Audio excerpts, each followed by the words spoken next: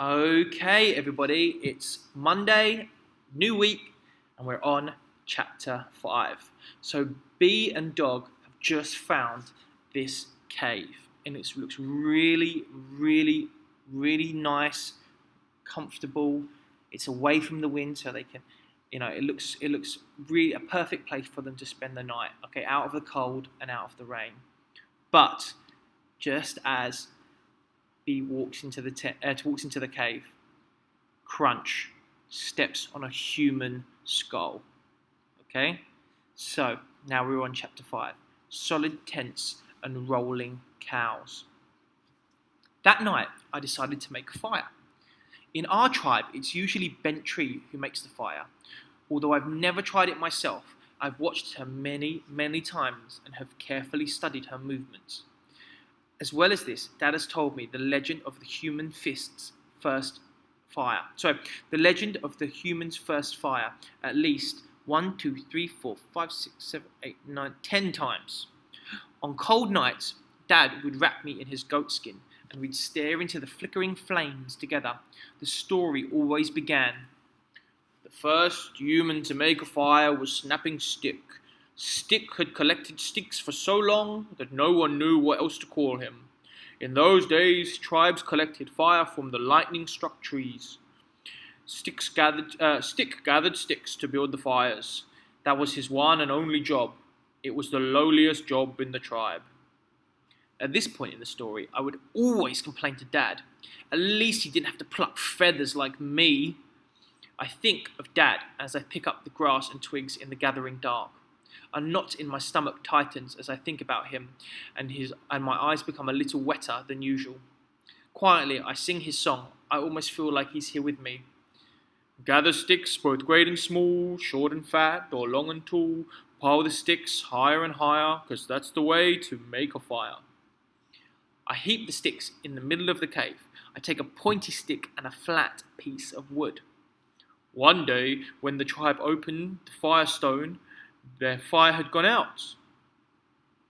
The tribe despaired. They'd starve, they'd freeze, they'd be dead before the summer. But Stick did not panic. He had carried sticks for a long time and knew they had a power. Stick tried all sorts of things to draw out the fire. He tried tapping the sticks and spinning them, throwing them and flinging them. Nothing worked. At least he sat down to think.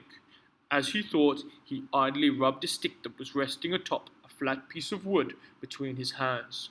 His hands became warmer with the movement. So, having been cold and without fire for so long, he began to rub the stick more and more vigorously. Before he knew it, the stick that was rubbing against the wood began to smoke. It was only a wisp to begin with, almost invisible. The smoke became thicker and thicker and thicker. Then he gathered a tiny mound of smoking ash that had formed, and with great care he tended to the ashes, and soon enough the whole thing came alight.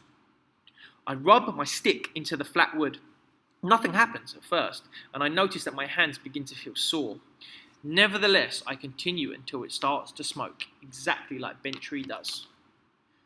Twirl the stick between your palms, never mind your aching arms. Till the smoke goes higher and higher. That's the way to make a fire. My twirling sort of works. A little wisp of smoke begins to meander from the wood and stick. I carefully gather the ashes into the small grassy nest. I lightly blow until flames lick the little twigs. I've done it! Stick was a hero. He had made the fire and saved the tribe from hunger and bitter cold. Snapping Stick soon became the tribe's chief, and from that day on, fire-making was considered the greatest skill in the tribe. Surely now that I've made a fire, I could be chief too. I feel like the chief of my own special tribe, just me and Dog.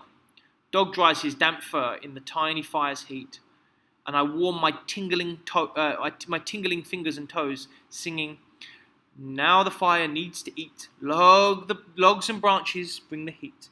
Soon the flames lick higher and higher. That's the way to make a fire." To keep the fire going, I'm supposed to get a big log and throw it on the top. Unfortunately, by the time I find the log, it's too late. The fire is out. I grab more grass, twirl and blow, but I just can't get the fire started again. It doesn't matter though, dog, I say, forcing a smile. My arms are warm from all the twirling anyway. How does bent tree make it look so easy? That night I can hardly sleep. Every wind whistle and leaf crunch makes me jump. They stare at the painted animals crossing the cave roof. They're running from something, but the paint has flaked off so I can't make out what. All I can tell is that it is a terrible hungry beast. I think of the discarded bones scattered in the darkness of the cave. Who left them there? Why? What left them there? When I drift off at last, I dream dark, scary dreams. I'm in a crowd of deer and we're running. No matter how hard I run, I can't keep up. Deer hooves thunder around me. I'm going to be caught. Overhead, the sun glows evil red. I wake up shaking. Why am I here, in this cave alone? Did the sky spirits lead me here? Was the red sun an omen for me? A warning? I should never have complained about plucking feathers. No matter how much I turn and wriggle, I just cannot get back to sleep. So, as soon as the first tinge of light leaks in the cave, I'm up. Come on, dog, long way to go. I take one of the last looks at the pile of bones, then I shudder all over and scramble outside. As the orange sun climbs up into the sky, Dog and I begin to walk. Before long, the steep hill turns into a shallow slope, and Dog pricks up his ears. What is it, Dog? I ask. We creep further into the trees, and soon I hear it too. It's not just one sound, but lots jumbled together. Voices and animals, crackling fires and snapping wood. My mouth hangs open. Do you think it's our tribe? Dog grins at me, his eyes shining. We walk as soft as a whisper towards the noise. My chest bubbles with hope as the noise grows louder and louder. Dog stops suddenly. He turns to me and whines pitifully. I think you're right, I sigh. Our tribe isn't big enough to make that much noise, but we should check just in case. The trees begin to thin. Peering from the safety of the bushes, I see tall wooden posts sticking out from the forest floor. They aren't trees. They look as if they've been put there on purpose. In the clearing beyond, people sit by fires and outside tents, but these are not like tents that I've ever seen before. They don't look at all easy to move. They're much too big. They are built in a peculiar pointed shape. Instead of animal skins, the walls are made from mud and wood.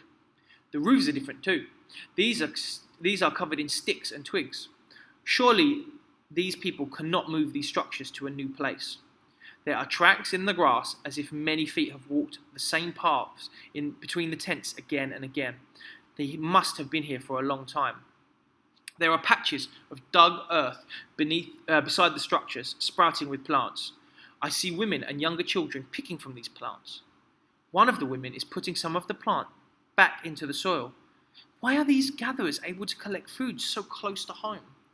It's like the tribe decided that instead of looking for food, they would get all of the food that they needed and put it all in one place. Near to this strange dug-up areas of land are patches of grass covered with animals. The animals are blocked into this space with wooden posts. I watch as one girl, not much older than me, chases a group of sheep into an area.